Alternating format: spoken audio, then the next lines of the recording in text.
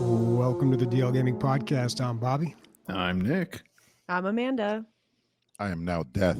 That was a lot. That intro was booming.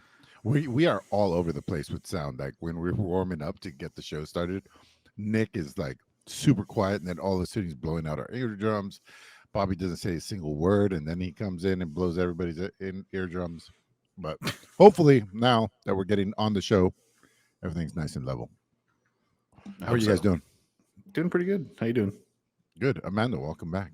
Thank you. Yeah, I had an amazing birthday in Seattle. I love Seattle. It was a fantastic fucking time. I went to the Modern Pop Art and Culture Museum. They had such awesome shit, like especially in like the fantasy realm. They had like the original Dungeons and Dragons set, and then they had Gimli's axe and his helmet and Professor McGonagall's like hat as well. And it was fucking cool. It was very, very fun. Yeah, I loved Seattle. It was a good time and a good birthday. But yeah, and People always talk about going to Seattle for like a vacation spot. Like, sell me a little bit. What is it? Yeah, what's there to do? The appeal. So I feel like Seattle is a really fascinating, like historical kind of place. For starters, like it's gorgeous. Like the nature there is just beautiful. It's like a archipelago or archipelago. I fuck up that word every time. Archipelago. Yeah, it's one of those. And there's just ferries everywhere. And it's so cool because all the highways are underneath the city. So when you drive through the highways, you're driving underneath the city and seeing these little pockets where you just see high rises. And there's just, like I said, there's such a cool like history to it.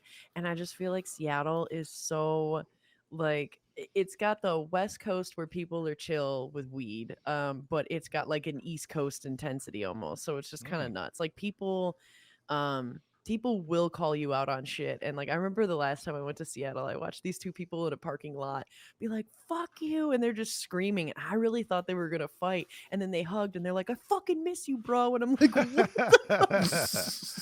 And so I love it. They're savage out there, and it's great though. It's really cool, and the seafood is fucking amazing. Like the halibut's really good, and the salmon is delicious out there too. And so I don't know, every time I go out to Seattle, I have an incredible time. Like I said, I love the hiking that's out there because it's really beautiful, especially with the mountains and all of the evergreens and the ocean. It's a cool place.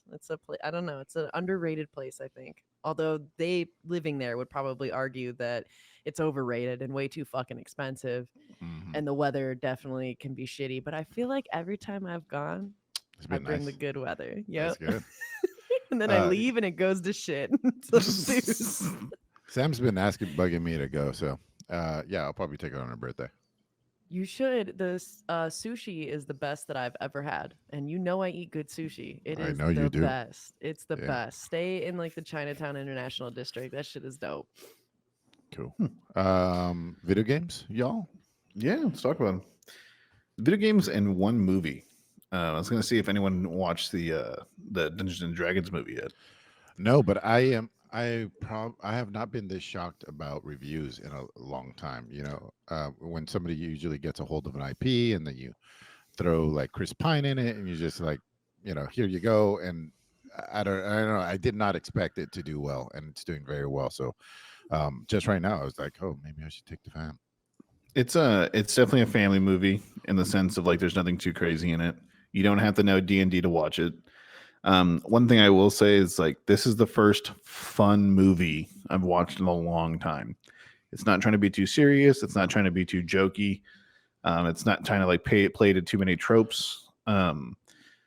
It's just good old fashioned D&D fun. Now, like, there's a bunch of name dropping, but do you need to understand the name dropping to enjoy the movie? Not at all. It's just like I said, it gives me like the Mummy vibes from like 1999. Yeah. Like that kind of fun, you know, where it's just like serious, fun, serious, fun, serious. Yeah. You know, it's like it's very stop and go, but it also has really good pacing. So, it ends with a message that kind of like every D&D group has that, you know, plays and has been playing for a long time. But it's very good. I would say take your family to watch it. There's this weird thing in the beginning that I think was for 3D, where it was kind of like the MGM logo, but it was a dragon instead. So maybe even see it in 3D. There was a bunch of like magical effects in the movie, and you can tell like angles that they were filming at so that it would appear in 3D. So yeah, check it out. I bet you there's a 3D like fan page, and they probably rate every movie for its 3D-ness. I bet you it's out there, right, Christian? I bet somebody could find it. Yeah. I'll sorry. I'm totally not eating chicken wings. Enjoying some fries and fucking chicken fingers. How come when we're like trying to dial in time for the podcast, you're not like, no, I'm eating right then, ever? But It's just, you know what I mean? The time that I eat is just dependent on when the podcast is. So. Oh, I see. So we're fucked no matter what we do. It's like, I'm hitting record now, and the chicken goes in my mouth. Just have your traditional wife feed you your mouth so your hands are free. I didn't see Dungeons and Dragons, but I did go see John Wick 4, and there was a trailer for Dungeons and Dragons before I saw the movie, and it caught me off guard because it was the first time that I had seen a trailer with a narrator in it in a very long time. Now the narrator was just reading off poll quotes, like the best movie to see this year, stuff like that. But still, it was like jarring to hear a narrator in a trailer. That they haven't done that since like the early 2000s. I did want to bring up John Wick 4 though, because there is a sequence in that movie that is straight up Hotline Miami, like right out of a video game. I mean, they've just gone, I don't know if you guys have been keeping up with that franchise, but they've just pretty much gone over the deep end on let's not get too weighed down by the plot. The plot's just basically excuses for him to run around and shoot people. And there's a part, and it's pretty close to the end, but the camera starts to lift up, and I'm like, oh, that's a really high angle. That looks really cool. And then it keeps going up until it becomes like an eagle eye view, like a bird's eye view, just straight down. And then it continues for about a minute and a half. He's just running through rooms, and he's got this incendiary shotgun that he's blowing people away with. And it looks incredible. Like, it's a great shot. And they do a second one like that too. But I was just like, wow, they're really playing into the video game. Turns into Hotline Miami. Yeah. I really hope that movie, like that movie series, obviously keeps going, but I do hope that they make the tie-ins that people have been suggesting and saying are tie-ins. Have you seen that movie Nobody? Yeah, I've seen that. Yeah, people were saying like that's in the John Wick universe, and there's a bunch of other things that are in the John Wick universe, like as far as like movies go. And there's supposed to be like an actual directed John Wick spin-off for one of the female characters. So I think it's fun. I think it's just straight action all the time. No one needs, the world is going to end if fucking Ultron gets the crystal of Djibouti. The movie's almost 3 hours long, and I swear to God, John Wick has like 5 lines. Like, he barely even talks in it. Maybe a little bit at the beginning, but and when he does talk, it's like one sentence. You kicked my dog. Bang, bang, bang, bang. Yeah, it doesn't even bother with any of that stuff, but it's great. I enjoy those. I mean, it wasn't as good as 3, but 3 was just like, damn, almost a masterpiece. But Bobby, you're saying that now is when they're abandoning the plot. The first one was about they took his dog. And then the first one they tried. Bro, that's a lot of plot. Come on. Yeah, the first one they had. Let me take Jocko and see what you do. They tried to develop character and like have motivations and all that stuff. This one's just like, no, he just kills a bunch of people. That's what he does. And what they do is like he's fighting the Albanian mafia this time. It's like something like that. It's like instead of the Russian mafia, it's turning into like a more action heavy James Bond at this point. Like, he's globetrotting and murdering in all parts of the world. A lot of this took place in Paris too, which was cool. But yeah, he gets around. See any familiar places, Bobby? I mean, there's the Eiffel Tower. There's the Arc de Triomphe. It's all in there, man. Like, all right, can't miss those places. It's all in there. There's no deception whatsoever. And moving in, we're not trying to deceive you. This is a video game podcast, and so we'll move right into On the Radar, which are games that have come to our attention, but we have not played a lot of it or haven't played it, but it looks cool, so we're going to cover it. I'm going to start with Deceive Incorporated or Deceive Inc. This game is a multiplayer game where everybody is basically a spy and they're hiding. You can disguise yourself as anyone. You can deploy high tech gadgets, and you are trying to neutralize and kill the competition. There are, I think, I want to say it's 4 teams of 3, but it is team versus team versus team doing all of this. And so this game was released on March 21st, 2023. It's $20 and they kind of call it like an action shooter sandbox, but it definitely looks it honestly reminds me a lot of the finals that I just watched, but more of like a spy, you're going undercover and like Among Us kind of elements in there where you're tricking other people. So it seems really, really fun and just like a such a cool online like PvP and online co-op kind of game. Hmm. It's taking like Among Us to like the next level, right? Like more to it. Yeah, I feel like in a way it's almost like Among Us in the finals because it is like a shooter game. You are running around and shooting people, and you're setting up these kind of traps where you can kind of dissolve somebody's disguise and be able to find them that way or kind of trick them, which I think is a really cool element. And that's where it's a lot like Among Us. Hmm. Hmm. It seems pretty interesting. The graphics seem okay.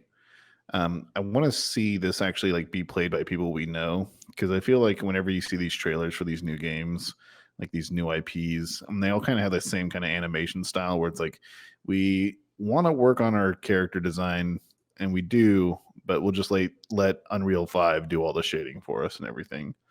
They have like a cartoonish Pixar kind of look to them. But if we actually get some like DLG community members to play this and give us some feedback, that'd be pretty cool. That'd be really cool. I will say that this was well, it's published by Tripwire, which does Killing Floor, but that doesn't matter. The developer matters, which they've just made Deceive Inc. And then they've made Coffins, I think is that game. Hmm. I don't know. Hmm. Looks like it's like a fighting game and twin stick shooter. It's interesting, but yeah. So that is Deceive Inc. Check it out. Interesting. What's Dredge, Emilio? That also starts with a D. uh, Dredge is a I don't know how to explain it. It's I don't. It doesn't fall into any genres that I know. I guess it's kind of a mystery puzzle game. I guess with fishing. So you are a little guy in a little boat, and you are ultimately trying to dredge. If you don't know what that means, it means like unearthing things at the bottom of a watery area, and so with like hooks and nets and stuff. So you don't have the equipment to do this. Some rich person is trying to get some artifacts out of the sea and hired you to do it, but you don't have the equipment for it. So you go out and you get fish, and there's a little fishing game that you play, kind of like one of those timed ones. People say it's kind of fun. I'm seeing nothing but good reviews for this, by the way. And the real game with the fishing comes in with the storage system. You kind of have this like Diablo esque like The Tetris, squares. Tetris Yeah. as yeah, and you try to like fit the fish. Some fish are like L shaped, and some fish are square shaped, and all that. And then you have to make sure you make it back to a salesperson, a monger, I guess, a fishmonger, that's going to buy all your wares. You got to get there before the fish rots, and or nighttime comes, because nighttime is Lovecraftian. Like all kinds of weird shit starts coming out of the water. Weird, scary shit, tentacles, eyeballs, ghost ships, mirror image of ships, like a bunch of weird stuff starts happening. So you don't want to be on the. I don't think you want to be on the sea at night. That's sick though. Yeah, it's pretty cool. That's really cool. And so as you go by, the story is about 10 to 15 hours, and I've also heard that people finish the story part of it and continue to play it just because it's so much fun. And the side quests are very involved and like long form. So you might just want to go down a quest route just to see how it turns out, even though it has nothing to do with the main quest, or very little to do with the main quest. So I think in that way, The Witcher comes to mind. The Witcher 3 and how they do their side quests, how big and epic the side quests are. And this is for a fishing game. This is a Yeah? fishing game, I guess. Yeah. That's cool. Yeah. So That's fucking dope. yeah, I think it's doing really well out there. It's overwhelmingly positive. 1,700 reviews on Steam. It's $25 US. I don't know what else to say about it. I like the art. I think it's quaint. It's nice. It does what it needs to do. It almost kind of reminds me of Breath of Wild, like the art, Yeah. Mm-hmm. the graphics. Pastel-y. I don't know what to call it. Just kind of like Pastel cubic. I don't know. yeah. Or There you go. geometric. Coined. We coined shit around here. It's Vampire Survivor like. I am done talking now. Would somebody else like to talk? Wow, that transition is gonna give me some fucking vertigo, dude. And speaking of that, Vertigo 2, yeah. So did that. So You guys hear that? That was the sound of Chris offing himself. yeah. So all right, let's get serious now. So Vertigo 2 is a single player VR adventure. You're kind of going to the depths of a quantum reactor and shooting and killing stuff. This looks like it's a mix of a shooter in a very cool sci-fi setting that you're going deeper in. They have a download right now. I definitely want to play it. I have not though, but I do plan on playing it. So maybe in the next episode I'll be able to talk about it because it's $30 and that's a bit steep. But this game looks really and fully fleshed out. It just came out March 30th. And it looks like it's a really good shooter that is going to be done in a really kind of wild sci-fi way. It looks gorgeous and the graphics look cool. At least from the videos I've been seeing, it looks like the combat and everything is pretty fluid and moves well. And so, I'm excited. This looks pretty damn cool because you're just trying to get out of this quantum reactor and try and finish your journey to get home. And so it looks pretty dope. They have it built from ground up just for VR, so it should run really well in VR then.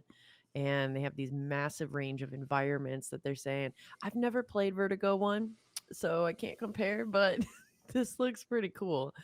Yeah, and so I don't know. It looks really neat. They say that they've got fully voiced characters, which is going to be always nice.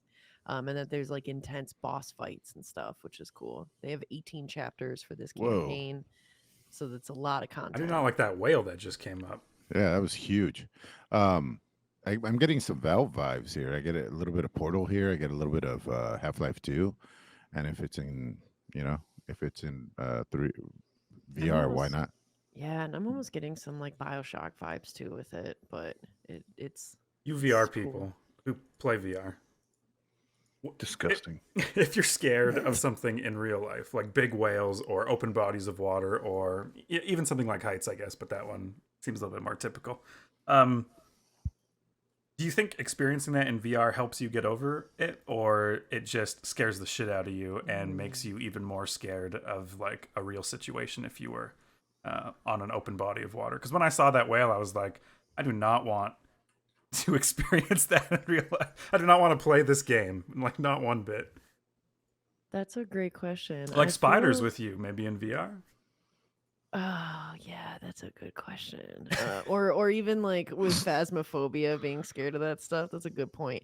I feel like it's one of those things where it just kind of depends on your level of anxiety about it, right? Like if it's one of those fears where like you could never overcome it, it freaks you the fuck out. There's no way of overcoming that. Then yeah, then it's just you're just gonna be freaking out every time that you do it. But I feel like if, like, say it's a thing of heights, right? And it's something that, like, you could work on that might get better with the more times that you put yourself up there, then that might actually be really good and helpful. Because I think of, like, I have anxiety and kind of a fear of driving, and that helps dealing with it more. Same with spiders. If I see more spiders, it kind of helps me get over spiders. But then there are just, like, some things where it's like, no, I will not get over that. So, like, a VR simulator of it, yeah, I don't know. I'd be curious to hear if any listeners have overcome a fear of theirs through VR. That would be great. I wonder if there's like been any VR therapy. Sorry, Nick, what were you saying? No, I was about to say the same thing. I know that VR is being used to help people learn languages, but that's about it. It's called exposure therapy, and they've been using it for like years and years. You know, when you're scared of something, they will present you with like a little tiny bit of it, and whatever, like by venom, you'll build up an immunity to it eventually. Is the idea, even if they have to like start off with a picture of an elevator, if that's how bad it is. So I think VR is perfect for exposure therapy. I mean, it's you can start at 1 inch off the ground and just keep going from there, or whatever it is, height, spiders. I personally am not afraid of a lot of eh, not to be a tough guy. There's not a lot of things that are scary. I mean, unless you could put like taxes in VR, or like My Own Mortality. Death and Taxes, yeah, right there. That yeah, is a game. Death there and it is. Taxes. Don't play it. Yeah, Also, too. Why don't we play some Amnesia, Emilio? yeah, Mister, yeah. I'm not It's scared so of funny. anything. I was about to say I'm not scared of like a thing, but the unknown, I guess, is what I'm scared of. So that I don't know. I'm such a pussy when it comes to games. The only thing this guy's scared of is losing an arm wrestle. That's true. When that happens, it's That's all true. downhill. Well, we can do some exposure therapy with that on VR, Emilio. I'll just let And people find win. out. Jeez. Speaking of exposure therapy, this has nothing to do with that, but what it does have to do with is Medieval 3 Total War. So everyone's been talking about Total War Warhammer for so long because it's the #1 money-making Total War game of all time. It's honestly the best one of all time. Fuck you, Total War fans who think anything else is better. I hate you. Go fall in a pit. Wow. But a lot of people have been wondering what the next Total War game is going to be because Total War 3 came out, and that's the last Total War Warhammer game. And so it's been heavily debated that the next Total War game is going to be a historical one, whether or not be like a Napoleonic era one where it involves, muskets and cavalry charges and artillery and stuff. That is the boat I'm on, and I really hope is the case, only because there's so many assets that can be used in the Warhammer game in real life, assets with cannons and things like that. Obviously, they're going to use the same engine and all that kind of stuff. So if you already have the tools, why not fucking make the game? But the thing that everyone's talking right now is Medieval 3. That's the front runner for everybody else and their mom at this point for the historical title that people want for Total War. Medieval is arguably the best non-fantasy Total War, in my opinion. And the reason why people think this and why people are talking about Total War on Twitter and a bunch of other places is that a really well-known medieval warfare enthusiast, and like not even enthusiast, I think he has like a couple degrees regarding the topic, was film mocapping.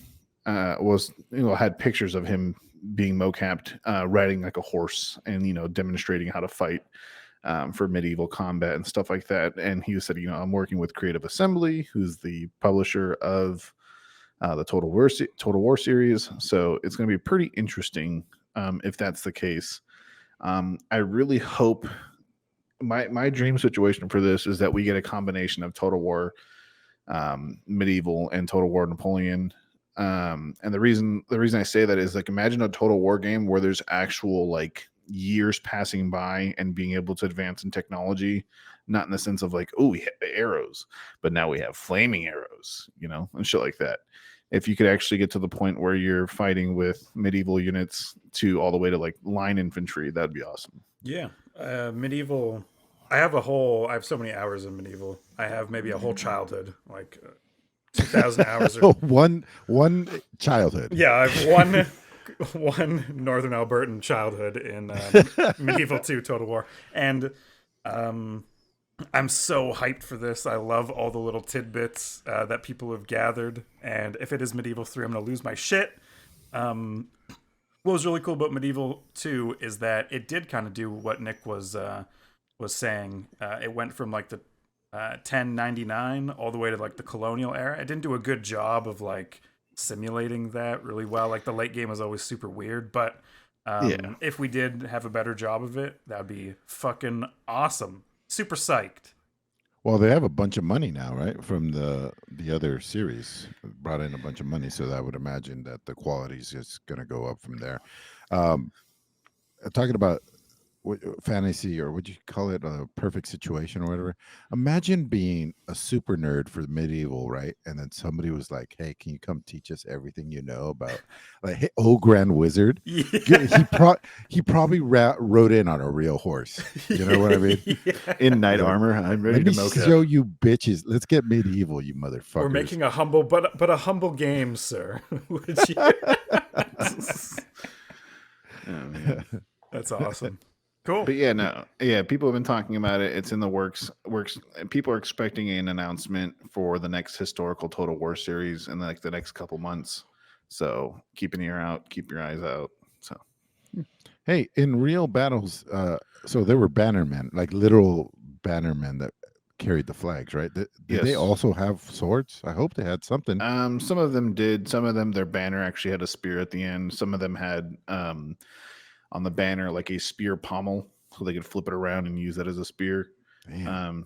It was also kind of like in some cases and later on in history, it was kind of like, hey, don't shoot the guy playing the trumpet in the Revolutionary War kind of thing. Yeah. But he was wearing the opposite uniform. You still got to shoot him. That's the way it is. So, It's true. All right. Yeah. Where we at? All right, I got one game, Filthy Animals Heist Simulator. This game looks like it might be Overcooked, but a heist game. I don't know. The Steam page keeps using the term chaotic and chaos. So I'm assuming that it's supposed to be a little hectic and maybe a little fumblecore, but I can't really tell just from the videos and screenshots. So this is a co-op game, top down, 1 to 4 players, and you play as different animals trying to pull off a heist. You use bazookas and weapons and all sorts of stuff to blow things up, steal things. Um, and it doesn't come out, well, it comes out on April 4th. It's going to be out pretty soon here. I don't know. This one How- could go either way for me because I love Monaco. Monaco is one of those games that I really enjoyed, but I found it hard to play just because of the graphics, and it was kind of difficult to understand what was going on sometimes. But I thought aside from that, it was a very well uh, developed game, or very well designed. And heist games, like a heist is just a perfect setting for a video game because you've got people who do different things. You know, it's role-based gameplay, role-based co-op, which is what I love. Everybody's got their own job. They have to do it well to support the team as a whole. I don't know if this really has that though. Like the characters have their own special abilities, but it looks like everybody's just going in and blowing everything up. So I don't know if it's really. And maybe I'll have to keep waiting for Monaco 2 whenever that comes out. But I don't know if it's a very cerebral game. This looks goddamn hilarious, dude. It looks so good, dude. But yeah, looks I'm almost goofy. positive it's a fumble core game, Bobby. And I think the closest thing it would be to is like Humans Fall Flat. It looks like, but it's great that, like, okay, so I love these kind of games. I love, the jelly physics and all this stuff and trying to grab things, and I think it's hilarious, man. No game makes me laugh till I'm crying more than these games. But I've never. Humans Fall Flat does have an objective sometimes, but it's usually get from A to B. yeah, it's literally just get on this platform. Yeah, like get up but- this ladder. Mm-hmm. But if you expand on that and you say, like, go get the loot and don't get caught and don't blow yourself up, I mean, but then accidentally blow yourself up, that sounds so good. I guess this comes out in 2 days. So, I don't know. This seems like a game night game through and through. Ooh, look Well, I at that. hope it's on Game Pass because but it does. I can see the overcookedness of it, like Yeah. Overcooked and Human Falls Flat. I don't know. This game looks fucking Yeah. goofy. Well, the reason that I say fumblecore is because when the characters walk around, they have that wobbliness to Yeah. them. Where they're- Very where- similar Flat. to Gang Beasts. Like Gang Yeah. Beasts, the characters just look ridiculous when they're trying to move around, and that's what they look like in this game as well. But it doesn't have. It's not what's it called? Procedurally generated. It has like a set, I think, 18 maps that you play through, and that's it. So sometimes that's good because the maps are designed and well thought out, and that usually has a lot more uh, care and thought that went into it. so they work better. But then the problem is once you've beat it once, you can't really play it again. Yeah, I don't think it's going to be role based. It's just like whoever's around. We need another guy. Get another guy. Who is it? It's a chicken. Yeah. Okay. Well, they Okay, all have their bring- own abilities, but I bring think the they should all wobbly use cock. damage. Bro, I Uh, dibs Elliot Moose. That guy's got it going. Look at him. I'll I want to take the beat the cock. cock with the shotgun for sure. Yeah. Look at him. You guys Yeah. have to fight for the cock. You have to cock fight. Come on. Oh, it's going down. Yeah. No, this looks great, man. I hope they really pull it off. I'm thinking like $15-20.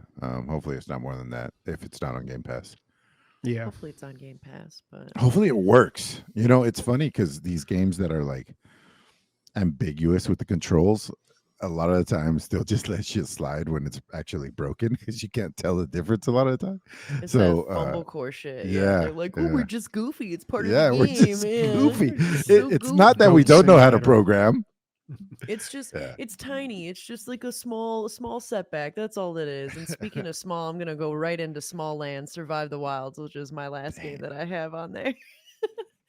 On the radar. And this was recommended on our On the Radar channel in Discord. And if you want to recommend something, you can find us on dlgaming.net and you can find the link to our Discord and you can post stuff yourself. I am blanking, however, who recommended It this wasn't to in me, it. but It was What? in the stupid nerd circle Discord, man. Oh my god. oh shit, I'm such an asshole.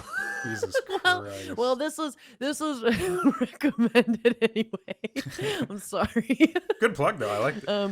Yeah, I was trying. Yeah, there we go. That's you got to try. But when you're surviving the wilds, which is what we're doing when we're small and in this small land, so it's kind of like a little bit like Ark, but also too, it reminds me of like Ark and Grounded if they were combined. Because Grounded, because you're tiny and you're with your friends and you're basically just dealing with real life creatures that we know, like dragonflies, butterflies, spiders, those kind of things. But this seems to take it to like the level that I wish Grounded was, which is the whole Ark element of it, where you're like building almost like your little encampment and you can tame and ride these animals. Like I saw somebody on like a leopard gecko and I'm here for that, or like a grasshopper. That's pretty hilarious to me. So I don't know, it looks cool. There's a introductory offer going on Steam right now that ends on April 5th. And so it's 10% off, which just makes it $22.49. And it came out recently, March 29th, but it looks cool. Like it looks like you can put like some sort of bug wings on yourself and go flying around. I mean, it visually looks very pretty. I know the lighting looks good. There's definitely like winter landscapes and forest and all kinds of stuff. I'd be curious to see how well the building is. Like, can you make yourself like a really dope ass spot, or is it just all a bunch of thatch shit that you hope a bullfrog doesn't, blast over when he's hip hopping it around? I don't know, but it definitely looks pretty fascinating. It's Bobby, you always love the shrunken down stuff. Is this something you're going to be into? I think your hate Looks a little for too crafting survival. Yeah, I was for going to me. say your Yeah. hate for survival crafting is going to overwhelm your I like little things. Yeah. I mean, I didn't even play Grounded, so I can't imagine I think getting into this. this is gonna be the next Tuesday survival crafting day for me and my buds. Mm. You have friends? Yeah. Tuesdays? Oh, only one or two of them, but we're good pals. Yeah, Tuesday crafting survival day. This is 10-player multiplayer simultaneously, which I've been looking around. There's not a lot of crafting survival games that can offer that, except for like the big ones like Ark or whatever, where you get like a dedicated Yeah. server. So it'd be good. Dude, I'm gonna need to get the deets on that in some time, and obviously not get my fucking Discord channels streams all mixed up like I just did. But I'm interested. This would be super cool. I'd love to shoot some arrows at some hornets because fuck those wasps. Yeah, So fuck I'm down. hornets. Fuck hornets. God damn. All right. God Fuck you, damn. Hornets. Yeah. Well, All right. Well, I guess let's move into highlights of games that we have played. I'll kick it off with what I got because it's not too much. So I played a ton of Sea of Thieves this week. I've been really getting into that game. I feel like it's finally happening. I'm getting into Sea of Thieves. enjoying the hell out of it. I've had some Good, really man. good runs. What I figured out is it's a lot better to join a sloop, which is a 2-person boat. You've got a lot better odds of just getting paired up with somebody who's like looking to play for a while and knows what they're doing. Once you go up to like brigantine or galleon, like it's gets very unlikely that you're going to get 3 or 4 people all on the same page. But fortunately, I was able to team up with some people who knew what they were doing. I've been learning a lot. There's a lot to learn in that game. And I've been having some really good and profitable runs. I did buy my own boat, which is something that came out like in the last big patch, I believe it was less than a year ago. You could buy your own boat. It saves your cosmetics. You can buy upgrades for it. You get to name it, like all this stuff. It's not a huge deal, but I guess it also opens up some other quests for you as well. And then it also gives you access to this guy who you can sell stuff to. They make it very easy for you to sell stuff to. So if you've played Sea of Thieves, you know one of the biggest pains in the asses in this game is turning stuff in. You go around, you get all these chests, all this loot, and then you'll spend like 20, 30 minutes just running it in, like grabbing it off the boat, running it over there. Because you can only do one at a time. And you could have like 30 of these things. And it's not very close, and they all have to go to different people. It's a real pain. But this new person they put in the game, you can run up on this tower, harpoon all your stuff right to it, lower it down to the person where you can turn all of it into and get it done in real quick. It cuts the time of turning things in down to like a fifth of the amount of time, maybe like 5 minutes compared to like 20 or 25. But I don't know. If you haven't played the game, you don't know what I'm talking about. But just think of World of Warcraft. When you complete a quest, then you have to go turn it in. Now imagine having to do that for every single thing that you collect. Like it's a weird part of the game. Like it really slows down the pace of it. But I don't know. That's just Sea of Thieves, I guess. Like you're in the world. You're there to like spend some time. And guys, But sorry, I just quick interruption. The greatest thing about this game isn't what Bobby just wrote. The greatest thing is, God damn, what's happening with my voice? March 31st, 2023, Robert Digital wrote to me, you should play some Sea of Thieves with me. I'm starting to get good at this game. I don't know if anyone else has had this happen to them. I was floored. I was shocked. I had to do a double take. I had to send a GIF. I didn't even know what to say. So, yeah. Well, it's a great game to play with other people because when you play with randos, you never know what you're going to get. And you don't know how long they're really going to commit to it. And a lot of the stuff in this game takes forever. What I've been doing lately, I've been doing a lot of tall tales, which I feel weird doing because it's kind of the single player content of this game. It's the story mode, if you will. And it's like, it's a lot of story, but it's also a lot of achievements, which is kind of why I'm doing it. And you unlock some stuff too, but nobody does them. So when I'm playing and like a rando joins my crew, I let them know like, look, man, I'm doing tall tales. I don't know if you want to be a part of this. And usually they leave pretty quickly, or they say, hey, how about we do this or something else?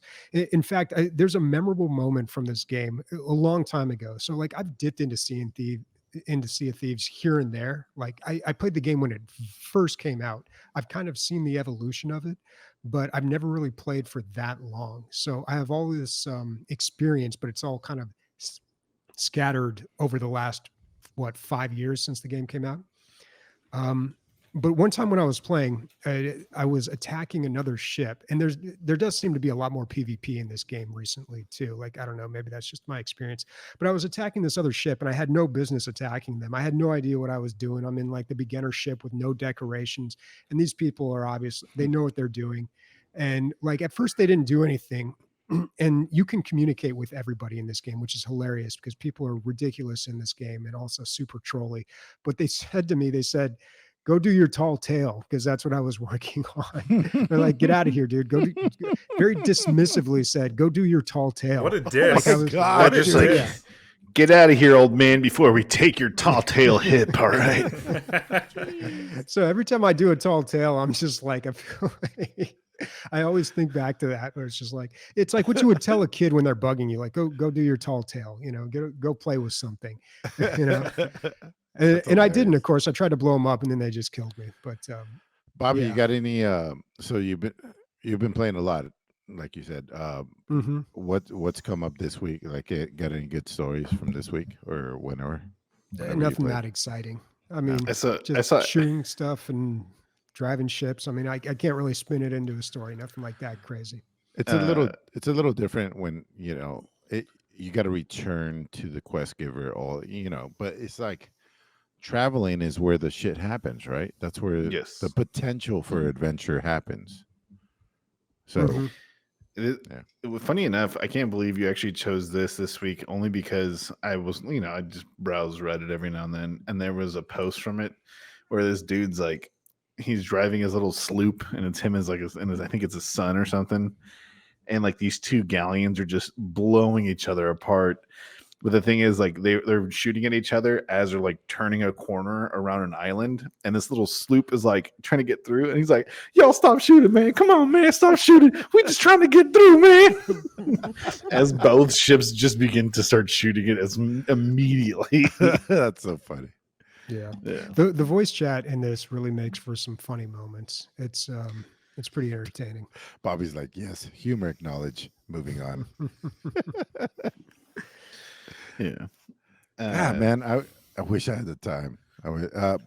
Nick, you actually put time and you got good at some point, right? I got really good. Yeah. No, I would do things in this game that were considered just like asshole moves and that you had to be pretty good to do.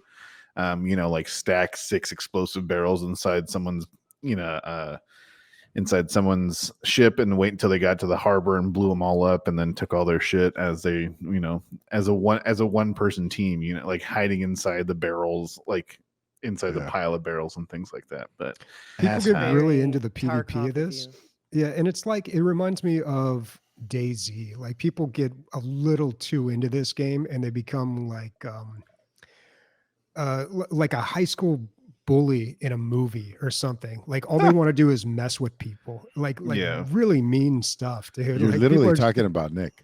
Just sweaty no, assholes. I don't like messing with people in the sense of like, Oh, dude. I'm just Oh gonna my keep God. following them and like, I've seen some of bothering your them. Rust videos, dude. Dude, I don't know. You've been messing I've with played people. DayZ with you, dude. You make people eat bananas and walk around on their knees. You're and shit. sick, So- Nick. You're sick. You're fucking Yeah, it's It's fucked always up. it's so weird. Like Terrible. there's these games that kind of facilitate like this digital torture, and some people Yeah. get really into it, man. I'm just like, It's you're shocking. I fucking- feel personally like, when I team up attacked. with these people, I'm like, dude, that's weird. Like, why do we want to do that? But I don't know. Maybe talk to me like 300, 400 hours into this game, and then I'll be that person. Because I imagine it gets boring just doing all the regular stuff. And then you're just more interested in everything else. I did play Right. with one guy who was just unbelievably good. Like this guy, I don't know how many hours he had in the game, but he was showing me all sorts of things, and he was doing things I just couldn't believe. We were being chased by a boat, and we were in fog, or we were chasing another boat, and we were in fog and couldn't find him. They were trying to lose us. So he'd put himself in the cannon, shoot up, find out where they were just from that aerial view, and then catch the Damn. mermaid back. He taught me about this thing called tucking, which is when you hide on somebody else's boat using the hide emote. If you do it in a very specific spot, you're almost unnoticeable, and you can just Wow. hang out on somebody's boat. All these crazy things, and it I don't know. It was very informative playing with They that call guy. that tucking. Yeah. Yep. Tucking. RuPaul would define that as something totally different. Yeah. He's the Mothertucker, though. You know? Oh, Hey, what was it? Nick and Bobby. It's not gonna be homework or anything, but it'd be great if you guys played this week and just a little bit and like had a story. That'd be great. I'm curious. You guys are so different of gamers, you know. It'd be really cool to listen to.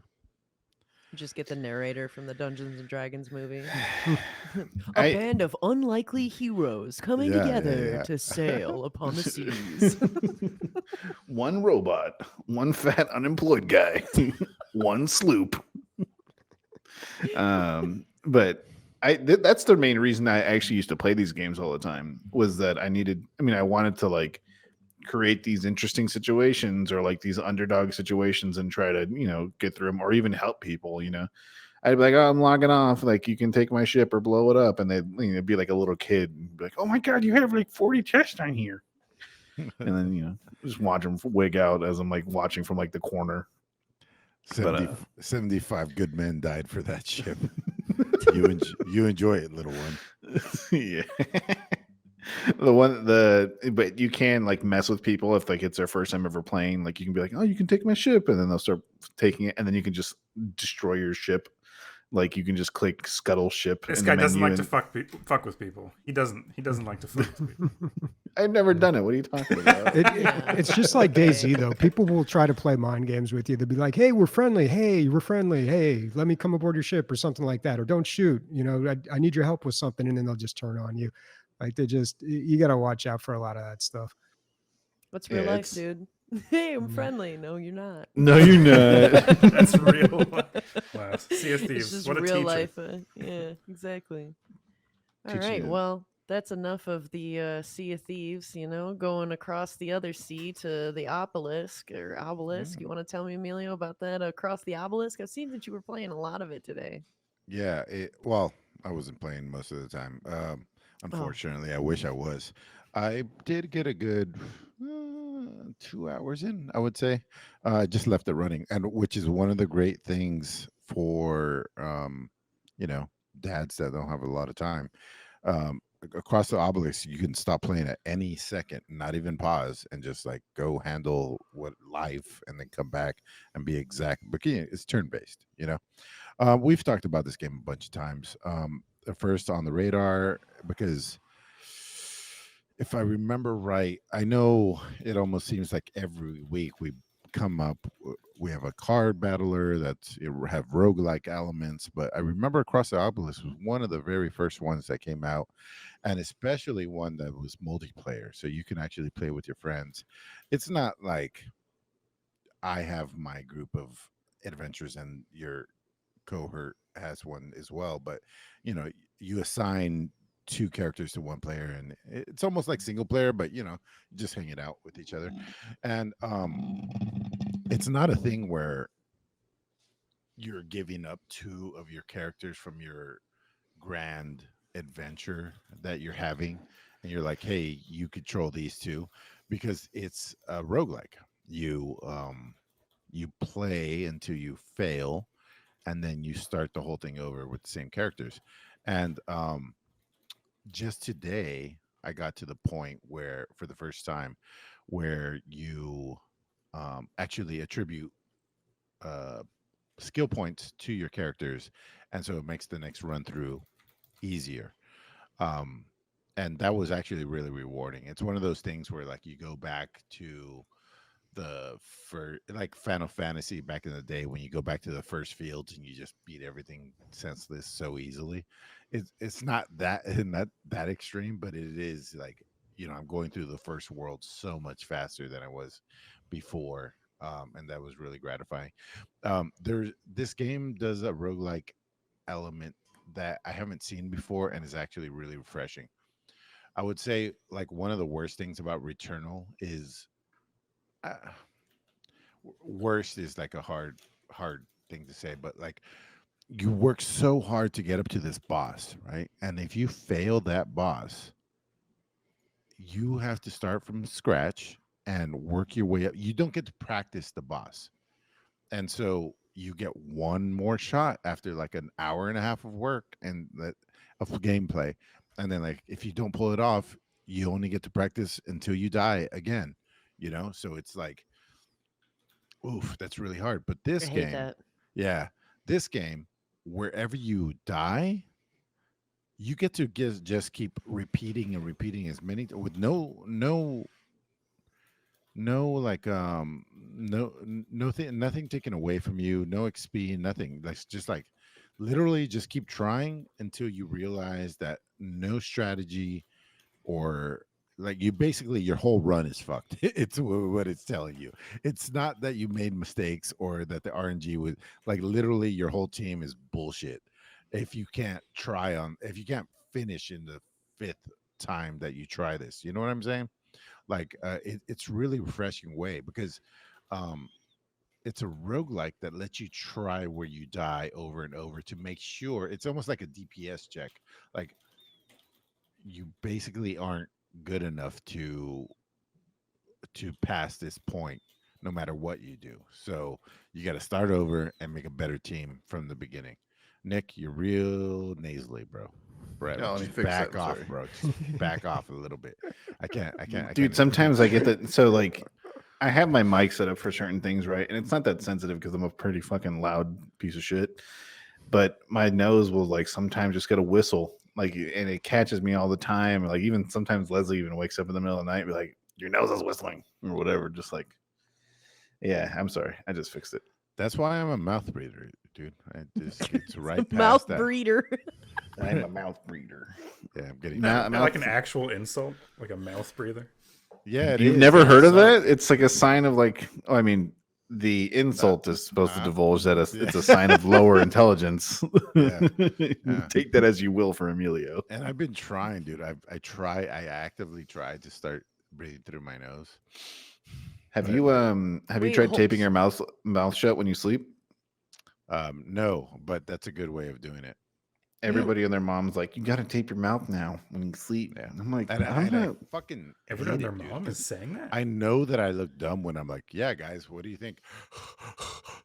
You know? Yeah, you You're should like, work on that, dude. That's gonna you're like- change like your face kills and you, shit. too. You gotta Yeah. you gotta breathe through your nose. What are you doing? bad I for thought your you were teeth, just too. trolling. I didn't know you were real. You gotta work on that, dude. Yeah, no, dude, it kills you faster. There's like all kinds of reasons why. That's you should literally breathe through why your the nose. fucking nose like evolved to that's Yeah. why you have a fucking nose. Breathe out I of know. it. I know. You know what's funny is that the more, so I used to breathe out of my mouth a lot too. The more you, Does it run in the family? I think so. We're all. I mean, we also got long backs and no ass, so that's our whole Dude. family. He's got some I'm- big mouths I'm- over there. Long backs, No, no it's ass, breathing through ridiculous. the mouth. I'm serious, man. My nose I- whistles. Dave, It's just when they get together, it's like a symphony of the fucking orchestra, the fucking wind instruments. Amanda, check this out, dude. Talk about long He's backs, right? dying. Yeah. Right. Check it out. My buddy's 5'7", and me and him wear the same length jeans. I'm 6 feet tall. I'm all torso, baby. It's like it's all like You're I like a got Stretch Armstrong. I got vertebrae for days, dude. You're- And so you're- every vertebrae shirt, for shirt I have an extra one, dude. yeah, an extra what? Oh, vertebrae. Vertebrae. I asked him one time, does it come with any superpowers? He goes, yeah, depression. Yep. It's Anyways, yeah. It's quite a yeah, quite a it sucks. superpower. I don't fit in cars, even though I'm not that tall. I don't fit in cars because like my head. Like, We're it's just all weird. on the We're top just half. weird shaped people, Yeah. man. Like Yeah. It's the Neanderthal in you, right? That's It's exactly what it yeah, is. Exactly. yeah. Well, Anyway, Speaking of Neanderthals, I've been playing Resident Evil 4, and people are saying that the voice actor for Ada Wong sounds like a Neanderthal. That's not true, but people are shitting on her and they're being mean. So for those who don't know, Resident Evil got to make. Resident Evil 4 got a remake. I put about 6 hours into it so far, 7 hours. For those who don't know, Resident Evil 4 was the first action-ish Resident Evil instead of like a pure horror kind of standpoint or anything like that. But this one, they give you way more ammo. They give you way more kind of guns immediately. There's a lot more action kind of style of combat against the actual creatures or zombies or whatever you want to call them. The environments of which you fight are very much arenas. Like, you'll be in a village and all the areas are blocked and you have to kill all the enemies. Meanwhile, like in Resident Evil, like 2 or 3 or 1, you'd be fighting like 2 or 3 zombies at once max. so the difference would be like because I remember when Resident Evil 1 came out, they had to make a new genre for it. It was survival horror because you gotta like really watch your bullets and watch your health potions and all that stuff. But this is more like horror action horror. Exactly. It's action horror. And the way it does it's by overwhelming you. It's always like, okay, I'm playing on normal. I used to play these games all the time on hardest, but I just don't want to be. I just want to get through the game, right? there's always like the feeling of, oh, I'm gonna run out of ammo. If I try to shoot everybody in the face, or even if I don't hit him in the face, if I hit him in the chest, I'm just gonna run out of ammo. So it's always like this puzzle of, oh, there's people throwing dynamite. Maybe I should clump everybody together and get them to throw dynamite at me and blow up the whole mob. Or there's like a bridge, it's rickety, or there's like all these other things. So you're always trying to figure out kind of the puzzle of how to like defeat the odds. Originally in this game, and it kind of trickled down all the way to the next ones like Resident Evil 5 and 6. Well, I mean, when people don't talk about 6, that shit's like a cardinal sin. But like Resident Evil 5, essentially, whenever you were forced to run away, if you figured out a way to kill everything in the area instead of running away, you got rewarded generously. And so this game is very much like that as well. There's definitely moments where like the game doesn't intend you to be able to live against 30 zombies, but if you figure it out instead of just running away, you'll get like a couple of gems or a gun upgrade or like all these other things. They definitely added some stuff. They definitely optimized some things. I haven't played this game since I was like 11 or 10. And even then, I've forgotten so much about it. I feel like I'm playing again, but I go, hey, I remember that guy, or hey, I remember that. It's great so far. You know, I got it for PlayStation 5. It's only going for, I think, $59.99, so you don't have to pay the new standard quote-unquote pricing for video games to play it. It does run de novo on PC, so if you're a big anti-de novo player, I mean, an anti-de novo person, I don't know what to tell you. I will say, so Capcom has been making these remakes for the past 4 years, and they started with Resident Evil 2, I believe. You can definitely tell that the engine and like the process that they're doing for these remakes is getting reused and recycled every time they do it. And the only reason I bring that up is like it's not a fair comparison, but it's a decent one at that. When you play God of War, for example, right? If you're running as Kratos, you notice the snow start to like pile up on your boots, or like if you roll, the snow will stick to your shoulders. And the game is very detailed in that aspect. In this game, as you're driving the fucking boat, the water looks like it gets in the boat and then it just instantly disappears. Like nothing. There's no textures. There's no like flowing water kind of thing. It's just like water and boat gone. Like it nothing happens. But regardless, if you don't give a fuck about water and boats, it's a great game. It's a great action game. I It's care not about that the scary. 3 minutes that you took to explain that. This is what I care about. But no, you can tell a bunch of other things regarding like the quality of the game and like animations and things like that. You can like, oh, some of this is recycled, some of this is reused. If you haven't played any of the other remakes and you want to play what a lot of people say is the best Resident Evil of all the series, which is Resident Evil 4, I would say just fucking pick it up and play it. Especially if you like zombies or crazy creatures and things like that. Yeah, just check it out. Only play this if you don't want water. If you don't care about water in your boats. Water doesn't. Yeah. No water. If you fucking I'll, hate water, play this. Yeah, fuck water. I didn't finish my wrap up on Across the Obelisk. Very good. Highly recommend. 30% off. Go get it. All right. Nice. Who's next? Nice. Try Well, to segue from that. Yeah, Dennis. segueing from that, I don't really know what the point of any of this is, but I know what the point of Mew is. That is this interesting game that Emilio sent to me. He let me know that it's free on Steam. It is free on Steam. It's super short. I beat it. I think it took me like 10 minutes to beat, because the whole point of it is that you are a cat that I guess his owner is depressed. Is that like what it was, right, Emilio? But That's I what don't. I read. I don't. You played the game. You finished the game. You Yeah, should be able to yeah. tell me. Well, and that's why I'm asking, because I didn't really get that. I mean, other than the fact that like your owner was laying in bed and she was like, I don't want to get out of bed, and I'm like, yeah, I feel that, but like she built a boat and then went outside and raced the boat. Not to say that you can't have depression and do all those things. I just, with how short this game was, I didn't really necessarily get the whole depression thing. This game was cute and it was pretty funny. Um, So yeah, they're like, your human seems sad, cheer him up. When in reality, like your human just made you build a fucking boat, and so you're this. Like I said, you're like this cat, and you're going around grabbing things to build a boat, and that is the whole point. It was kind of fun running around and breaking shit, and then having your owner be like, oh, "Vandal." Like that was pretty entertaining and pretty fun, and cats definitely can be little dickheads, for sure. And there's like 3 different kinds of boats basically that you can make, and so I thought it was like kind of cute. I think for a free game, if you kind of feel like just being a little cat and knocking shit over, it's cute, it's fun. I mean, there's not much to it. It takes like 5 to 10 minutes to beat the whole game, but I Are don't you know. even interested enough to play the other, like try to make the other ship types? No, Yeah, I'm not. I think once you build one, you're like, okay, I get I it. get it. Yeah, yeah, Yeah, yeah. I get it. And like that's kind of it. And it is like a cute little wholesome ending, but I don't know. It's one of those things where it's like I don't really regret playing it, but like I wouldn't be like, "Oh my god, you're missing out.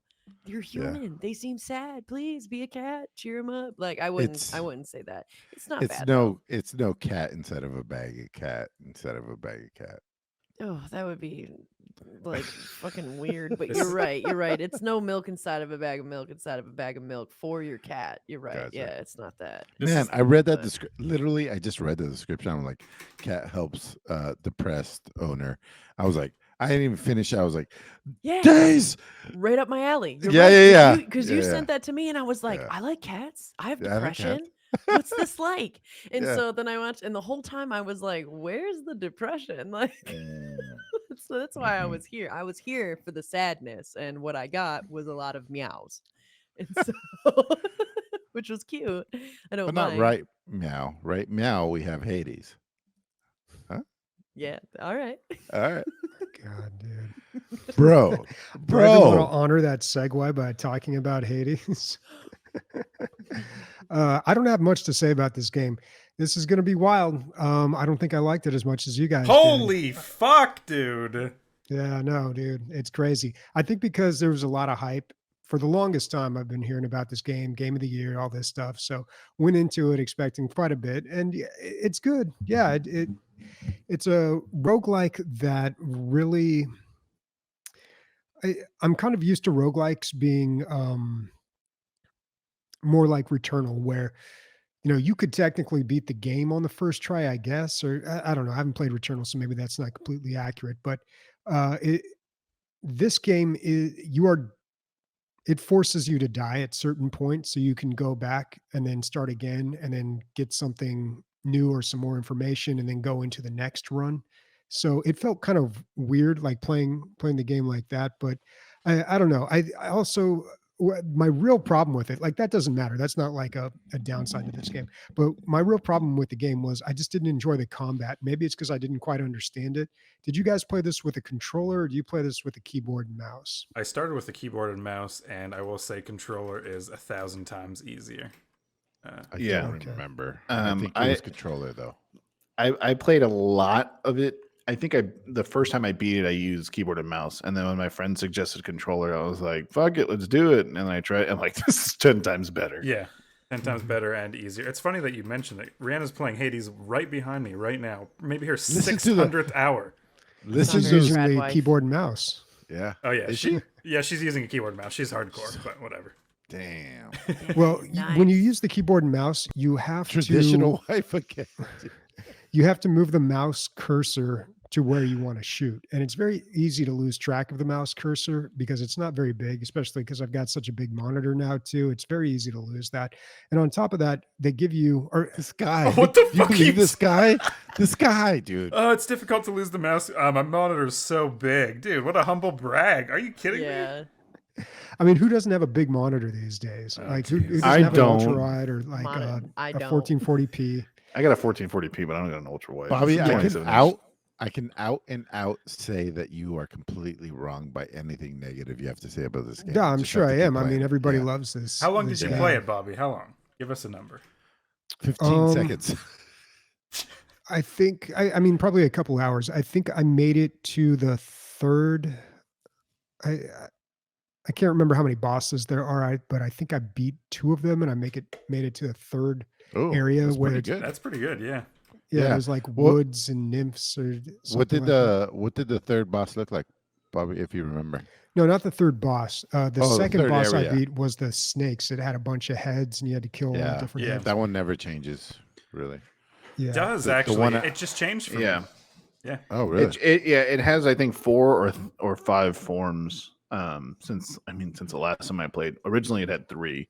It changed like the colors and what kind of attacks it had, how much health it had, and all that kind of shit. What I meant was like it's always the same boss. Oh, But gotcha. yeah. Oh, the- yeah, the, yeah. The attack patterns change. My headcanon in this, and my theory is that Bobby's the cursor was so small that he couldn't find the play, start, run button, and so he never actually played it. That's my. Yeah. It might be They in had the an options option in where the you can change the settings. cursor. Yeah, you can change the option or the cursor to a white cursor. I did that, didn't help. It's really the Get size of some the cursor. fucking It's- glasses, dude. Put I on don't some know. fucking spectacles. Jesus Christ. You guys get him. I'm tired of berating Bobby. You guys get him. There's no well, I think it's point. funny that for the longest time you're just like you were like haranguing me about getting an ultra wide monitor, and now that I'm like, monitor's too big, can't see the cursor. Now I'm getting shit about it. But oh, did you hear, by the way, about Diablo 4? There's some if you have an ultra wide, it gives you an unfair advantage. Some abilities you can cast anywhere on screen. So Yep. ultra wide monitors allows you to Yep. cast certain abilities or teleports and abilities like super far away. That's like a pretty Damn. easy thing to fix. You just put a limit on the range of. Yeah, you just put a range yeah, limit. yeah. But yeah, I don't know, man. It just I also, whenever I play these types of games, I don't know if I get too creative with the attack pattern. The normal attack seemed like it was doing the most damage for me, so I just took all the abilities that upgraded that and just spammed that. I never even used my right click where you throw the blood orb or whatever. What weapon were you using, Bobby?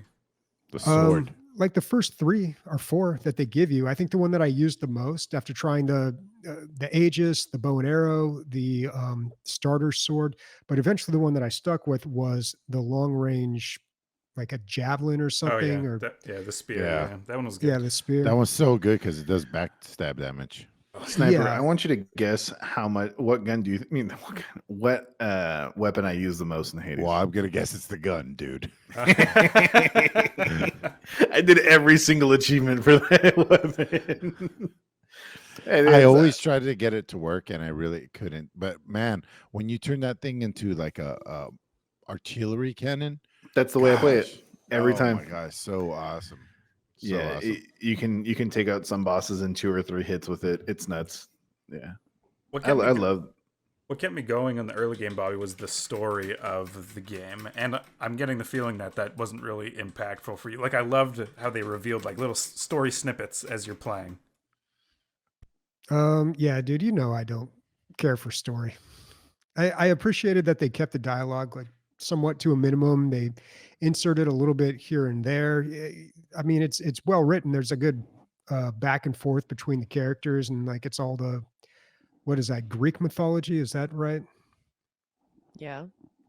Okay, yeah. Yes, so I mean, that it's is Greek mythology. okay. So it's all the stuff that you've heard about before, and seen in a lot of other games. But I don't know. Maybe the writing was good, but the voice acting might have just made it come off a little bit better. But yeah, dude, I don't care about story that much. Unless it's So- a movie from 1983 and it's about a toilet that comes to life. And Unless it's a movie. Just a heads up, DLG community. You can donate your money to buy the wood to crucify Bobby. We'll be doing it at the end of this year, unless he shows some love for fucking anything in the world or joy. Only $5 gets you 1 rock to throw at him, whether you want us to do it or someone else. We love you. I do have to admit, Bobby, that was the worst review of Hades I've ever heard. But I'm extremely biased. I imagine there's people who don't like this game out there. I just haven't met them. And I didn't dislike it. I just didn't. Oh, okay. I'm not I gonna go back thought to you it. were like, this game's shit. No. It's fine. It's just like I'm not gonna. I'm not going to go back and play it. And I usually don't with single player games, honestly. Like the only games that I keep coming back to are PvP and co-op games, really. So, it's just not my cup of tea. And, any game where you have to use a controller, that doesn't go well with me because I'm so bad with controllers. And I know you can play it with keyboard and mouse, but it feels really clunky playing it with keyboard and mouse. Hmm. It makes the combat not very enjoyable. Is Emilio No. getting cupcakes? What's going on over I there? hope he is. I hope he's getting Well, 5 cupcakes. He might be. Love Jesus. cupcakes. It looks No, like he no, fucking actually, made I don't- cupcakes. Oh, wait. I don't No, like no. cupcakes. There's a. Let Amanda do her work. Let her I do was the. gonna say, something else that kind of feels like some clunky keyboard that I probably would recommend a controller, but also kind of struggle. Same thing with Bobby. I normally don't go with controllers, but that is Dying Light 2. That is what I played a lot of yesterday. I put in 9 hours to it, and a motherfucker still is Whew. level 1. I'm still level 1. How's that possible? I don't know, and I go around killing. I kill, dude. I definitely am killing fucking zombies, and it's just it doesn't matter. This game is definitely meaty for sure. Both in the gore that you pile up when you kill a shitload of enemies, and also too just the content and the storyline of it. I started playing the co-op with one of my buddies from the Jew for You community, Nocday, and we have been like slowly moving through a lot of this game. It is cool because you can like save different parts of the city that you're in to build up different factions. You can either do it for the survivors or you can do it for the peacekeepers. And so there is this whole like kind of movement where you are influencing the development of humanity. And this one's kind of different too because you're just automatically like, well, you're not automatic, but everybody is pretty much infected, and so there's an entire like survival element to Dying Light 2 where you have to like maintain your immunity, and you can do that being underneath UV lights, and you can do that obviously in the sunlight, and then there's like different things like immunity boosters or like UV shrooms that you can eat. And so this game is really beautiful, but there is something about it that just makes me like almost want to just go back to Dying Light, the first one, instead of this. I don't know why. I wish I knew because like I do feel like they did a really great job developing, but there is like some weirdness to like the parkour and even combat. And I wonder if a lot of that is just because, yeah, a keyboard and mouse isn't as good with this as a controller would be. I gotta find my controller because I just moved, and so I'm gonna unpack it and try playing this with controller and see if that's a lot better. But I'm enjoying it. It is fun. There's moments where it's been really hard.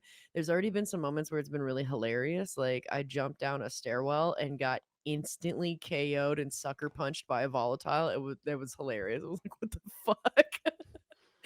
And I don't know. I'm enjoying it. It has a lot of the same elements from Dying Light 1 that you really love, which is like certainly all of the parkour, the cool combos that you can do. They've got crafting in here, which isn't too bad, I think. You can upgrade stuff and you can build and develop more settlements to give you more traders and people and quest lines and stuff. But I feel like I'm 9 hours in and I'm only like the second or third part of the main quest and still level 1. So this game is certainly, like I said, it is beefy. It's a beefcake of a game. That's crazy that you. I don't know. Dude, I I don't know what you're doing to not leveled up because I think I leveled up like 4 times in like the 3 hours I fucking played this game. Well, I am enjoying the journey then, Nicholas, all right? You're like, I'm just crouch walking everywhere I go because I'm afraid of zombies. That's only part of it. I probably have an hour or so to that. I did go through a bunch of buildings going as slow as like crawling and basically like taking them out because you can take them down. And that's once I found that I was like game over. I do tend to play these games more stealthy because I get scared. And so I crouch walk. You fucking nailed it, dude. yeah, he knows. I think all of us together can kind of agree the same. We have not paid enough respect or time to this game. I think it's actually, it's a solid game. If we were all playing it together, I'm sure we'd fucking love it. It's just one Yeah. of those things. It's 4-player co-op, but you know what though? I think what really did this game in is that it released and then like literally a few days later Elden Ring released. Mhm. So it was just one of those games where it was bad release timing, you know what I mean? Yeah. Because I do think this game deserved a lot more than what it received when it was first out. But I think that there was just a whole collective, everybody being like, fuck everything, we're playing Elden Ring. Yeah, because Elden Ring just completely dookies on Dying Light On in every everything. aspect. Yeah. Not Ga- every. It doesn't have zombies, dude, or Yeah, enough it does. zombies. Okay. It doesn't have a hardcore like fucking combos. The combos in this game are very fun though. Like it is super rewarding to beat a zombie down, run over it, kick another zombie, hop off of the wall and kick like spin around and stab one. And it's a lot of fun. It is a lot of And fun with the combat. and all in co-op if you want it to be.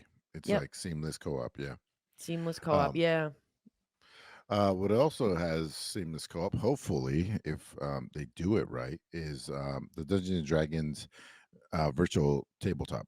So, like the official one, right? There's a lot of them out there. Um, Roll20 has like their very basic one, which is just like black and white and squares. Not black and white, sorry. Squares and 2D squares, 2Ds. tokens. Yeah. Yeah, and they actually do very good with their vision cones. I've always appreciated the vision cones on Roll20. Just like you could obviously see this, but you can't see this tile or whatever it is. Or same thing happens with how much defense they have. But Dungeons and Dragons, aka Wizards of the Coast, is kind of they're coming out with their own, and the graphics on it are pretty incredible. The only video that they have out that I can find is this one. It's one of those very tailored and barely showing anything, where they bring in some people and they all have a game, but they're only showing like very small snippets of actual gameplay of it, and it looks great. I mean, it looks like some high resolution, high definition stuff. It looks great. I hope they pull it off. I know, like when I posted this and I tagged all you guys, Zap was the first one. Like, I'm not gonna buy the books for the third time because I don't know why he bought them the first or second.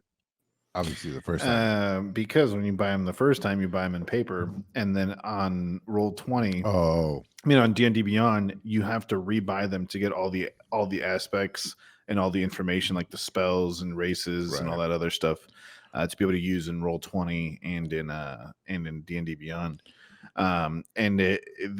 So here's the thing. They need to do, as bad as it sounds, what Games Workshop does with any text. Anytime you buy any paper media from Games Workshop, it comes with an online code to claim for digital use. Yeah, that's always been cool, especially in Magic the Gathering. That did that for a while. Well, not in the current situation, but there was a one where when you buy a pack, you can scan it. But that was not in Arena. That's not in Arena, right? No, Right? yeah, no. No. That kind of fell on its face as well. Only because people were like, well, if I have this super expensive card and I can do this, it's like people were scanning cards that they didn't actually own and all this other stuff. But when it comes to like buying D&D books, if you buy it in person, just put a code at the back. Just put a fucking 40-digit or 20-digit code that you can just type in, Yeah. and then boom, you have it on D&D 1. Because this is going to be called D&D 1. That's what they're calling it. Oh, the VTT. Yeah, the virtual tabletop test. Yeah. So this whole system, they're calling it, is called D&D 1. And I've been looking into this all the time. Essentially, what they want is they want to get rid of all the other competitors for online base play and make it so that the game is a lot easier to use on a digital platform, and that essentially the price of entry is a subscription instead of having to buy models and everything. I don't blame them, dude. I mean, what else are you gonna do with? It's such a weird thing. It's like, look, all the information's out there. You buy these books, right, or this paper stuff that has information. Obviously, people are gonna take all that information, put it online, and then all of a sudden, everything you work so hard for is now free.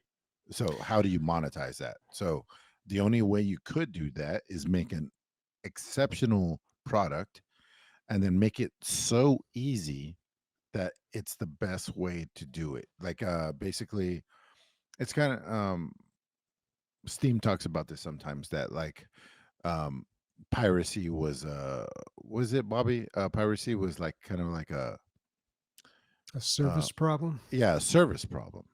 Once Steam came out and it was so easy to get games with even with money, I stopped pirating games. I just started buying them. I haven't pirated a game in I don't know how many years. So it's kind of like that thing. It's like if you make the service so good that people want to pay for it, then that's the only way you can monetize something that's so easily distributed and copied. What's interesting to me is that a lot of the advertising that's done for it, like when people are doing like in this video exactly that we just watched, they're still getting around a table and everybody just has a laptop. Yeah. And people have already developed ways to make the game even better in person and make it more fluid than this. Imagine every time you want to move your character, you have to click on your model and then click on an ability and then drag down through the list of what ability you want to do and then what you're targeting and all that stuff. And what people have done already is that they have full Roll20 like widgets and other things like that where you can tie a touchscreen and a model together. And so that essentially wherever that model goes, like their vision cone, changes and it's just for them and all this other stuff. And that's in person or online. I think D&D 1 has a very long ways to go. And I think it eventually will become the standard, but you're always going to have the old people that are like, meh, I want to play in person or whatever. It's called 1D&D No, totally. too. Not to nitpick, but yeah, it's one D&D. Still false. Nick. Still false. And I was just reading, and this isn't just a new way to play, or sorry, this is more than just a virtual way to play D&D. Like they're updating core rules of the game, and they have like new backgrounds and all this other shit. That's the most interesting thing to me. Like, so traditionally, every like 8 to 10 years, they would come out with a new version of D&D. So that everybody right now, everybody and their mom plays 5th edition, right? Or they even use 5th edition rules to make the ownership, like their own shit that they want to play. Like right now, I'm playing Fallout D&D, and we use 5th edition rules. We have some custom rules, but we changed some things up, and there's some custom perks and things like that. But the things that they're changing, some of them are not that big changes, and some of the other ones they are pretty big. I can't speak on them right now because I can't remember them, but I remember some of the things that they said involving this game and the new version that people are like, all right, that's a welcome change and things like that. I think as long as games like Baldur's Gate exist, especially the new one that's coming out, people like some teaser stuff came out for Baldur's Gate, I think this week or last week, and people were like, this is essentially Dungeons and Dragons online with like a full story and everything. So I think this will always have competition. I hope that one D&D doesn't just flop and die. I always want more people getting into the hobby because it just means more people to play with, right? Absolutely. So we'll see. I have my hopes up for it. As a DM, I have a very different experience than a lot of other players. I'm like the permanent DM apparently. And so like I want to see the DM tools. I want to see how much I can change before the game says no, are certain creatures capped at a certain amount of health? Are the roles being displayed? Just a bunch of shit like that. Can I import Nurgle? Can I import the entire Warhammer 40K cinematic universe into my D&D game? Why not? Why not? If Magic the Gathering's in the fucking game, why can't Warhammer? Well, I mean, you I could will just say light that- your candle, like your Nurgle candle, while you play. I have it right and here. then- Yeah, I'm gonna light it you can. later. Like, later. Leslie, do you want to come over here and smell my Nurgle candle? Dude, it's the only thing you could actually play that has 0 groupies. It's the Warhammer 40K. There's zero action going on there. You could argue Yeah. it's The actually only great birth so control. I had a stand-up joke that all the fucking nerds in 40K, any good looks or like smarts or anything that any of us ever had at birth just got sucked up and pushed into Henry Cavill. That's it. All the looks that every nerd ever had anywhere, like just all went to Henry Cavill. Yeah, almost to a point where he's like a Giga Chad, like it's too much. You know what I mean? Yeah. But I will say this, Nick. They said this in the amount that this little clip is scripted and like it reminded me of the It's pretty cringy. Anthem. I Yeah. wouldn't say it's like what else are you gonna do? You're trying to launch a product. It's hard, man. Just be But, like- blunt. Just be like, this is the new shit. This is what we're doing. Don't be like, ooh, 3 people walk into this padded room with a paper mat. Now they all got laptops. Now we're going to show 10 seconds of gameplay. Just be like, this is the game. Like it. You don't like it. Leave. It's a That's launch it. trailer, dude. They had like 4 other videos. I looked for more videos. Are there more? I want to see them. But anyway, so one of the things that they touch on during the world reveal trailer is that the game will show you where the parameters are for D&D, but then the dungeon master can just do whatever he wants. So I feel like it's kind of like when you're playing VR and there's that virtual field around you, like you can't go this far, you just go past it, or I think all the numbers will be highly customizable and all that stuff. I hope so. Anyways. I sure as fuck hope so. It also looks like they're working with Hero Forge, which is like custom models and shit. So it'll be cool. Bobby, let's talk about what really matters. Are you caught up on Love is Blind season 4? Of course I am. Of Yeah. course you are, dude. Are you as into? I'm not as into this season as the other seasons, I feel like. Really? No, dude. The show's getting like super trashy. It's great. Like I think they're starting to embrace the ridiculousness of it all. There's so much drama. There's like drama in the whole beginning section of the pods now too. Yeah, Gross. it's awesome. It seemed like they tried to force it a little bit, like or it didn't develop until later, and like people were kind of taking this seriously in the first few seasons, and now this season it's just like, oh no, we're just another one of these trashy dating shows. I'm like, thank you. Everybody's on the same page now. Perfect. And it's it's great. We've had a few incidents of people just having too much to drink and just being total weirdos. It's been awesome.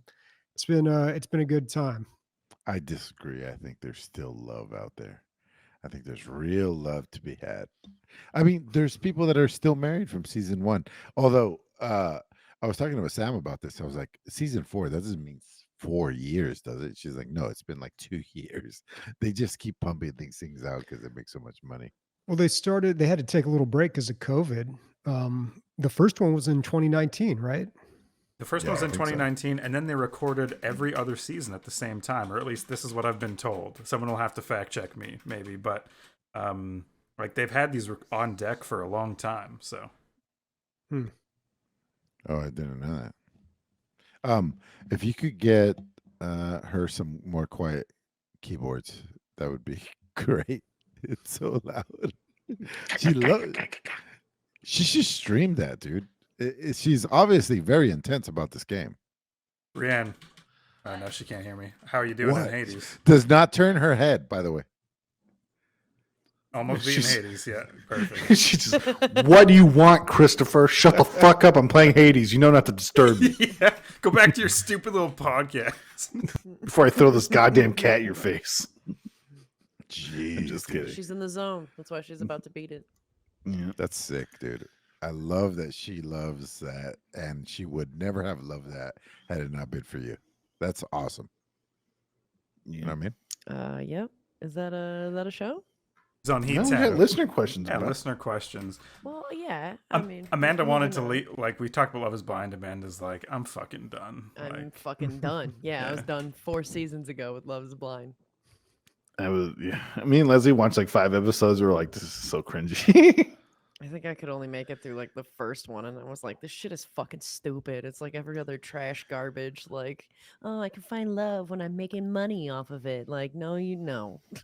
Like, It's what's funny is like the It's fake true backstories love, they give to them. goddammit. They're like, I farm octopuses and I make $80 billion a year. That's why I'm on Love is Blind. It's like they're always these dumbass fucking backstories for these actors. It's so bad. Give me ugly people. I want to see like 4s, 5s, maybe a 6. Like, I give want me. to see a chick that looks like a thumb. Like, just land like the hottest dude that's in there. Like, I want to see that. That's real fucking Love is Blind.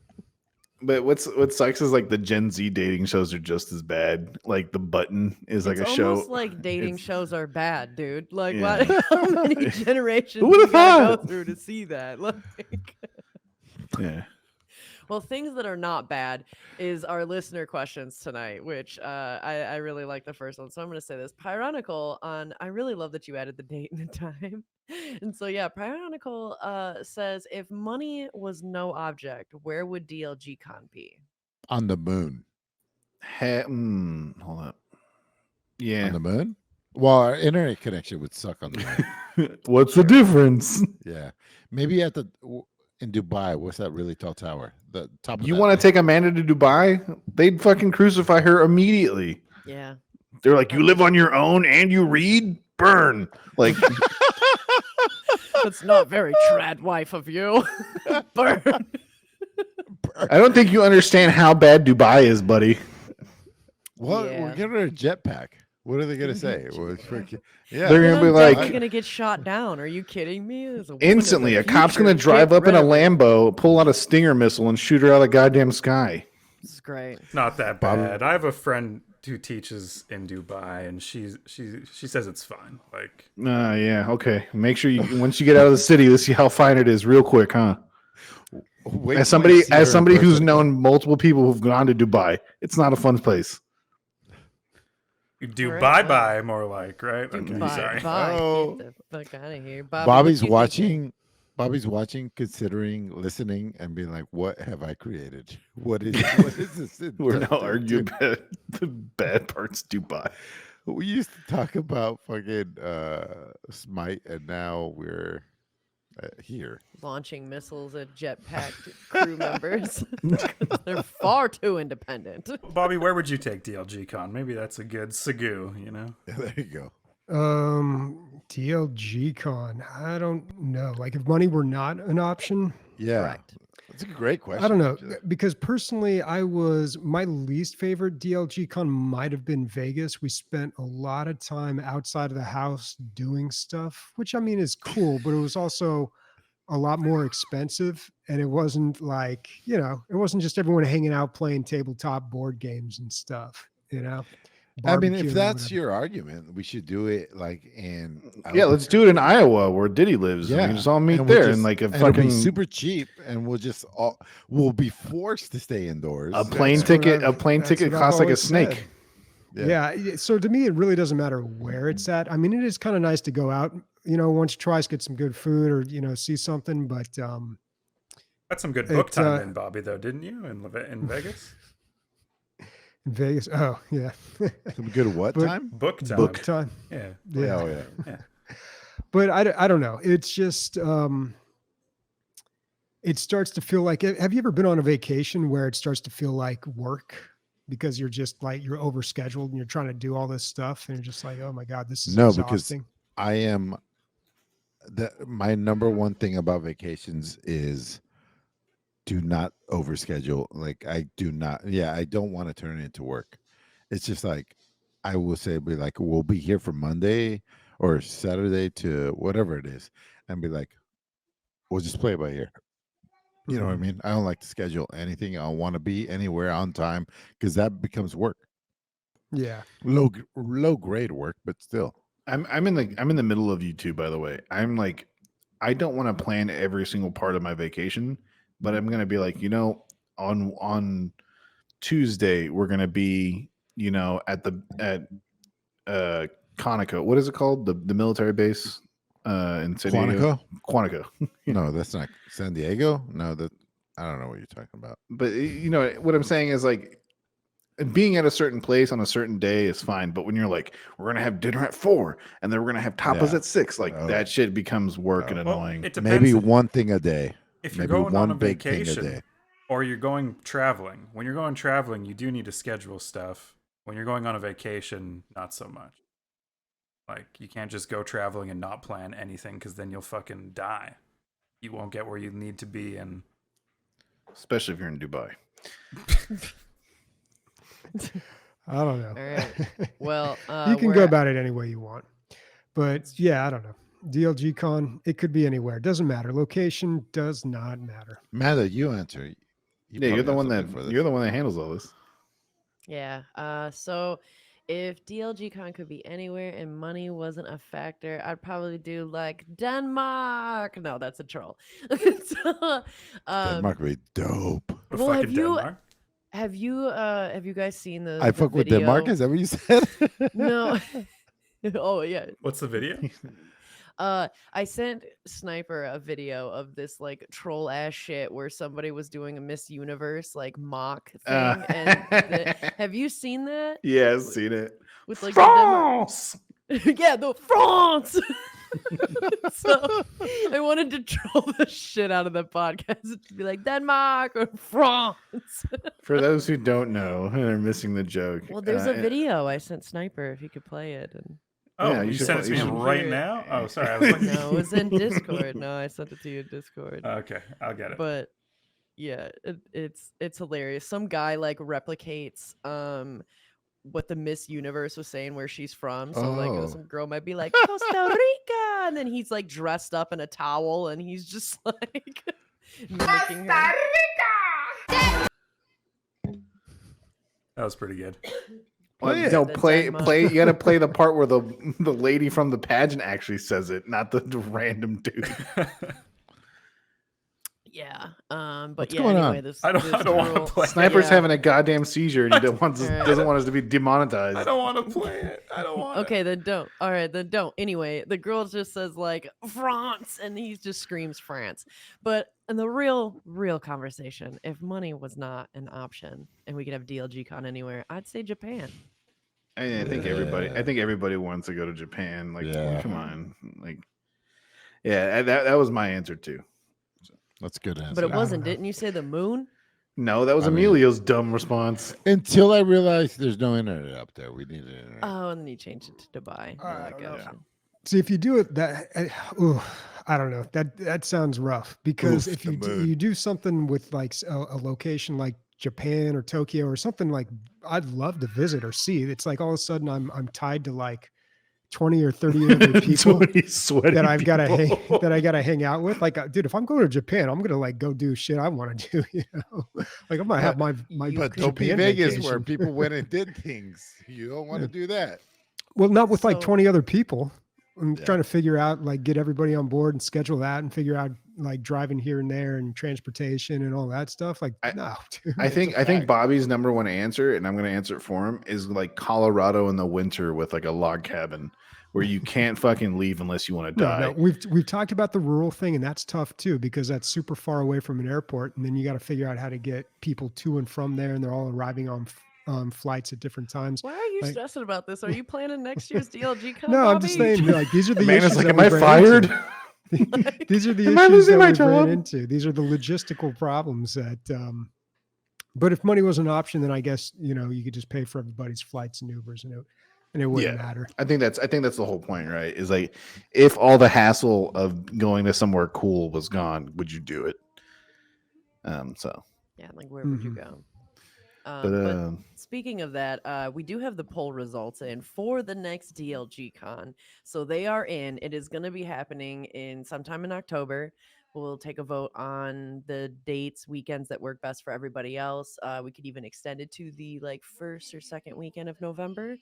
We had a lot of people that voted for that, but it is happening in San Diego, not Dubai, not the moon, not Japan, but San Diego. We're bringing it back to where we started it. So get excited because there's gonna be more information and stuff to follow. I'm gonna try and find a like cheap, mid, and then baller fucking place, and then we can vote on that and see. why don't where we just go go to next. Emilio's house? Yeah, we'll just party at Emilio's house, and then the carryover will hang out at Bobby's. There you go, Bobby. You never have to leave because everybody's coming to your place. I call underneath Bobby's shoe rack. That's a pretty big rack, probably. He's got a lot of shoes. Exactly. Christian, since we're doing plugs, did you have a plug for today? I don't want to do it anymore. If you like this, it was flights to Dubai before Nick shit on it. my plug is every time someone leaves us a review on Spotify, which is a new feature, I'll text Leslie to move the microphone away from Nick's mouth when it gets real close. Oh. So I get too excited. I touch my mic when I get excited. Dude, you get like all uppity, and you put it close to your face. I love I'm like, it. listen here, motherfucker. Yeah. So leave us a review on Spotify. Follow us on Spotify, and see you there. Thank you for doing that, dude. I'm sure that'll get us one review. All right, let's move on. It's gonna be from Leslie. It's beautiful.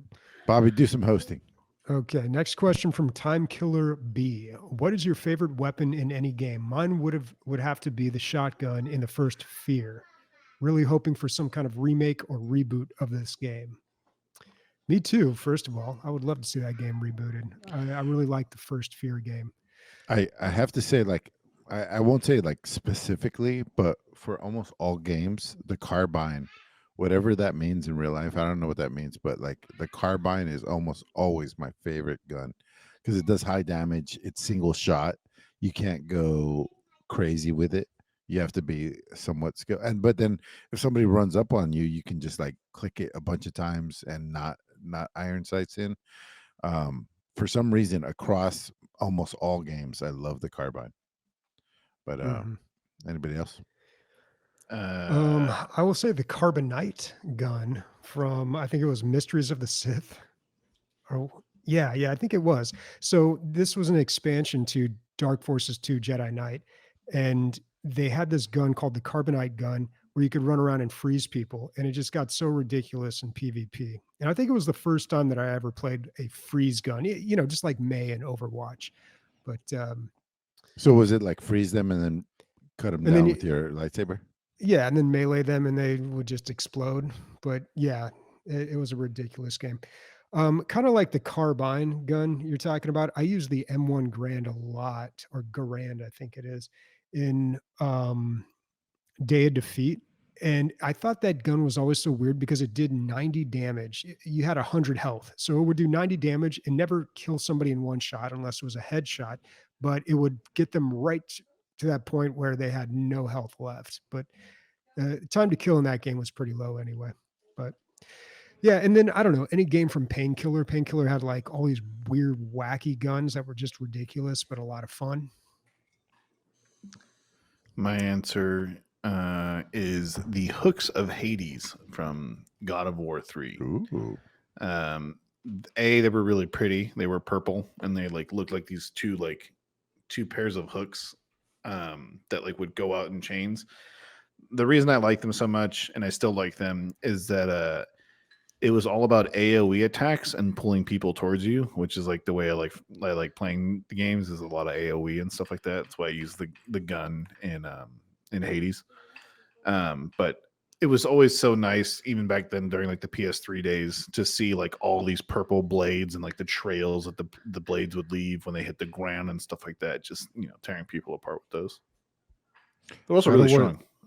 Nick, God of War 3 was released on like PlayStation 3. Was it like? I think it was PS3. Let me check. Yeah. Like, PS3. I feel like it was if the way I remember it was like, check this out. It was like, one of their big pixel pushers.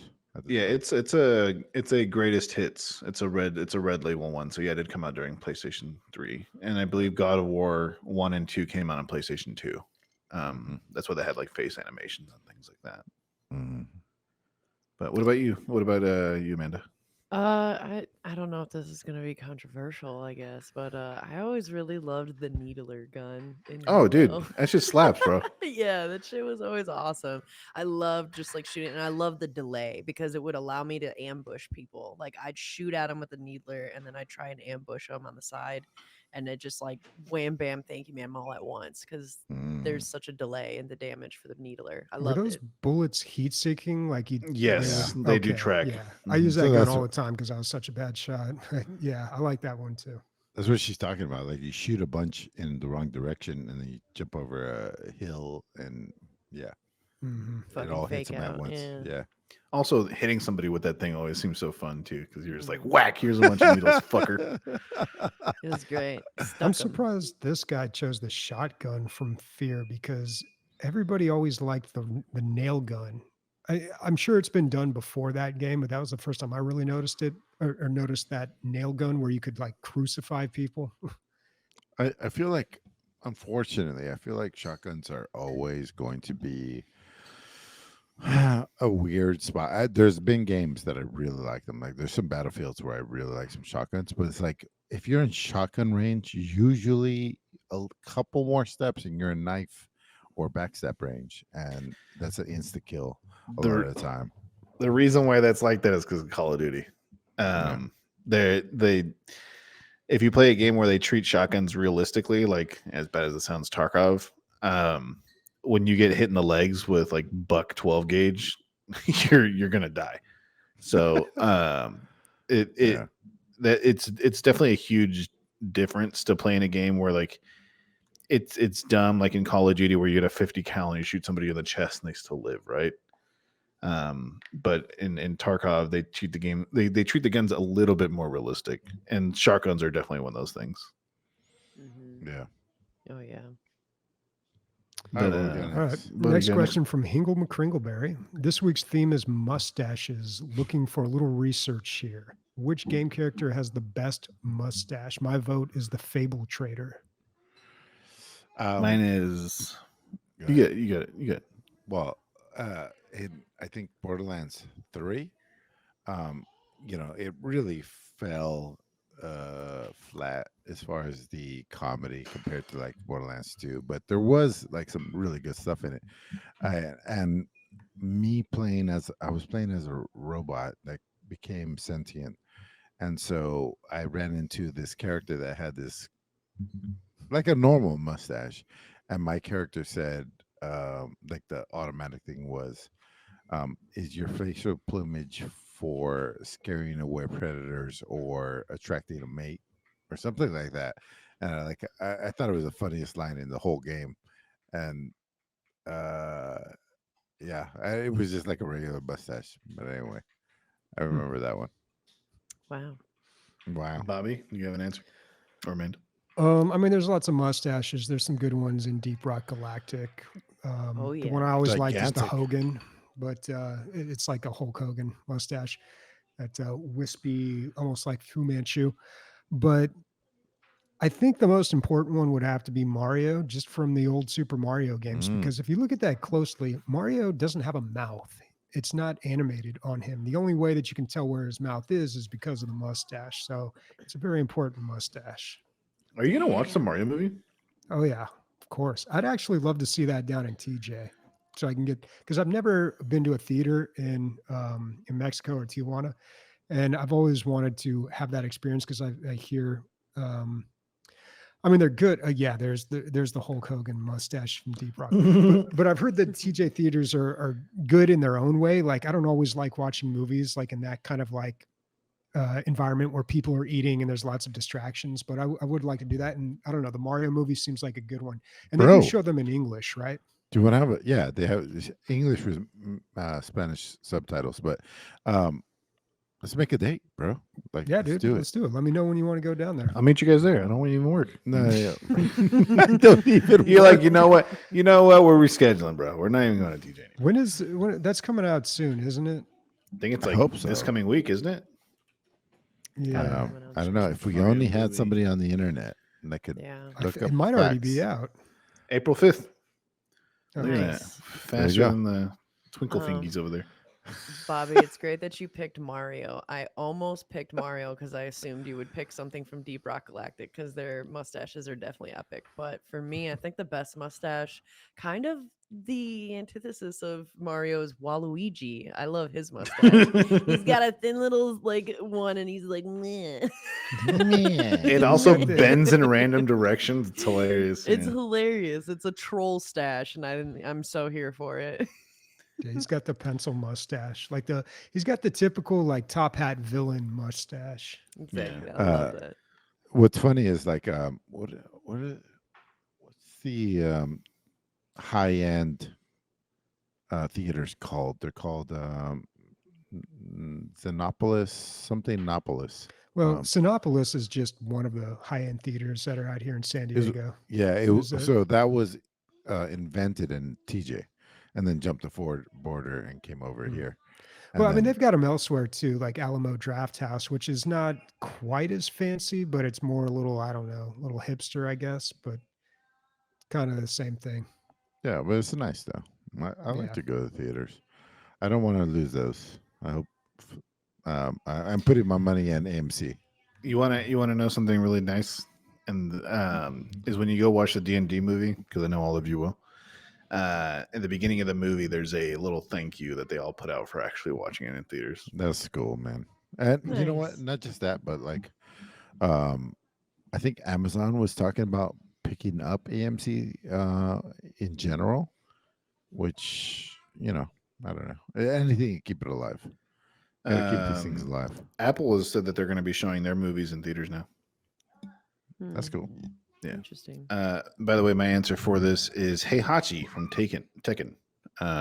Fucking sick ass mustache and reminds me of my uncle. So Nice. Hey Hachi, can we get spelling on that so a sniper can look it up?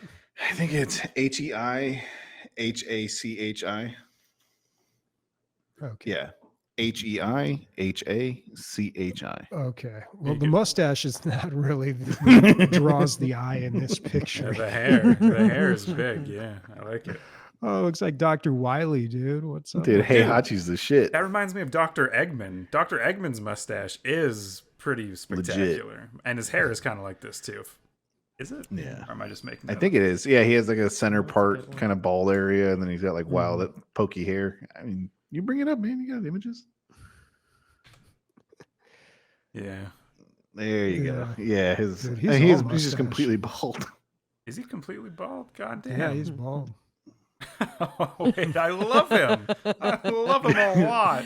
That's such a good one. That's Sniper's new Discord image right Fuck there. Yeah, that one right there. Oh my god, that's perfect.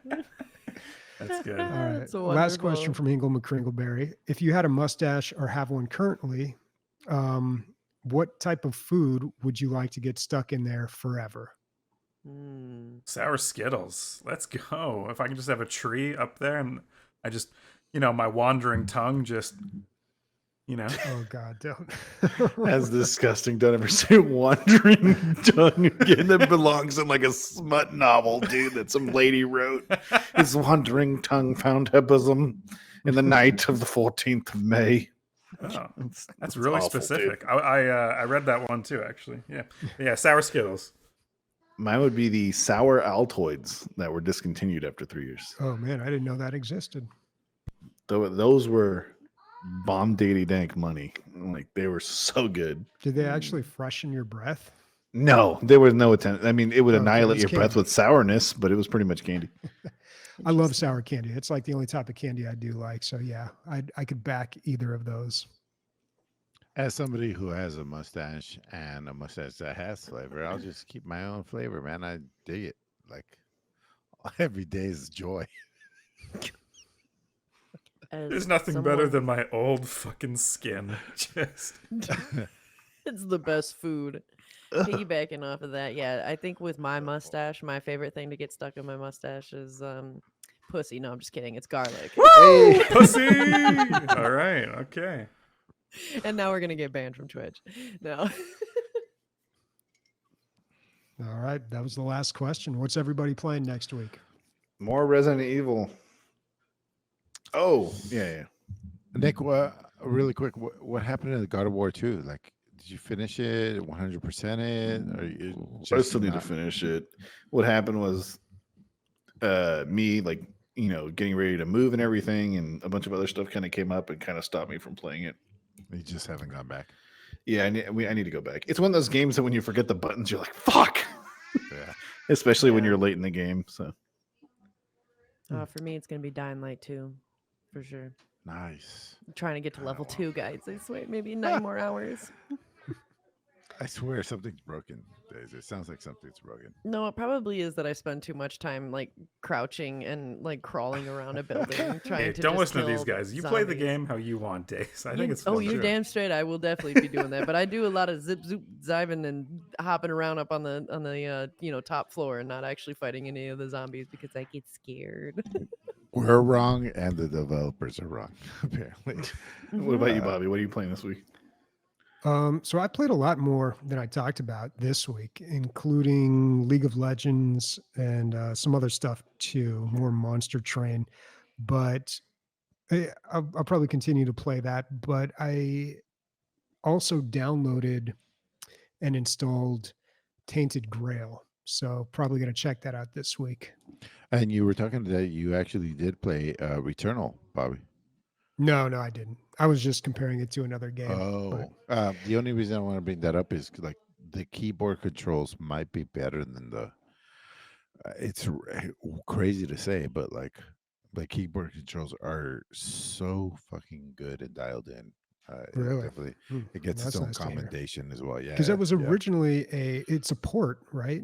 Yeah, it's a port, dude. And I hear like, everyone's all upset about the Last of Us port, PC port. Oh yeah, Yeah, so I feel like you never know what you're going to get with the PC port, but I'm glad to hear that Returnal is good. Also the DreamHack is going to be next weekend, so I'll be talking about that as well. I'm going Let's do Friday it. and Saturday. Bobby, we gotta talk about how we're gonna do that. Show up at the same time, or if you want to avoid me completely. Are you coming Saturday? Yeah, Saturday. Okay, yeah, just let me know when, man. I got the whole day blocked out for it, so Awesome. anytime is good. Sounds good. What time is this? Well, whatever. We'll figure that out stuff later. I will be playing. I'm digging Across the Obelisk, but honestly, guys, my love right now is Returnal. There's like nothing better. It's fantastic. Like had my time been open like it was a couple months ago, I probably would have been done with it by now. But like, I get like 5 hours of gameplay a week right now, so games are gonna last a lot longer than they usually do. Samantha is doing a tiny violin move on me because I only get 5 hours. Meanwhile, she's on Instagram 47 hours a week. Oh shit! We're gonna witness a fight, dude. You better stop. Yeah, I know. Homicide. But I want to do my rundown. Okay, so this week we had Deceive Inc., Dredge, Vertigo 2, Total War Medieval 3, Filthy Animals, Heist Simulator, Smalland, Survive the Wilds, Sea of Thieves, Across the Obelisk, Resident Evil 4 Remake, Point of View, Hades, Dying Light 2, 1 D&D, and Love is Blind. Usually split those up with highlights and lowlights, but it's all right, man. Emilio, have you ever tried Adderall? No, man. You should try it. I think you're dyslexic, buddy. Oh, I'm definitely dyslexic. We should get you some Adderall. Or Ritalin. One of the two. I'll take them both. Good old fashioned crack cocaine. I think he just needs some love. And we give him love all the time. He needs more. He's a big boy, okay? All right. He's got a long back. Snapper, are you going to play us out? Yeah, I'm going to play us out with some special music that'll actually work this time. So. Well, wait, we got to send it off with the... Oh, titties. Yeah. Can't forget the titties. Proper music titties. Okay.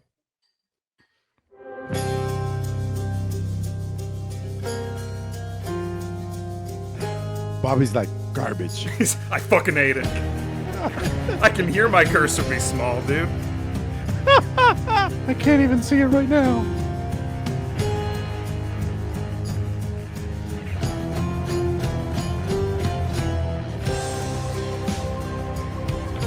Biggest cup ever. It's so big.